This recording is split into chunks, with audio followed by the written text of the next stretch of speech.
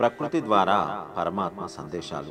మొదటగా భూమి గుండెలో గుచ్చినను భరించి ప్రతిఫలంగా పంటలను పుష్ప ఫల వృక్షాలను ప్రసాదిస్తూ, అలానే మలమూత్రాలను విసర్జించినను త్రొక్కి వేస్తున్నను, ఎంతో నష్టం కష్టం కలిగిస్తున్నను క్షమత్వంతో సహనంగా ఉండడం ద్వారా క్షమత్వమును ఓర్పును భూతదయను కలిగి ఉండాలన్న సందేశం భూమిది.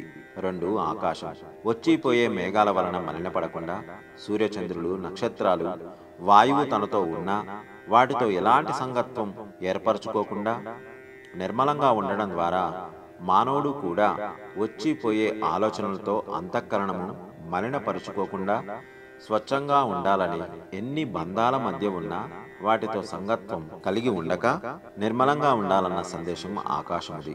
మూడు, సూర్యుడు ఒక చిన్న మడుగైన పిల్ల కాలువైన నదైనా మహాసముద్రమైన అన్నింటిలో ఒకేలా ప్రతిబింబిస్తూ, అలానే నీళ్ల కుండలలో ప్రతిబింబించి అనేక సూర్యులుగా కనిపించడం ద్వారా మానవుడు సమస్త దృష్టి కలిగి ఉండాలని, అలానే పరమాత్మ ఒక్కడే అయినా అనేక శరీరముల యందు ఆత్మగా గోచరిస్తాడన్న జ్ఞాన సందేశము సూర్యుడిది.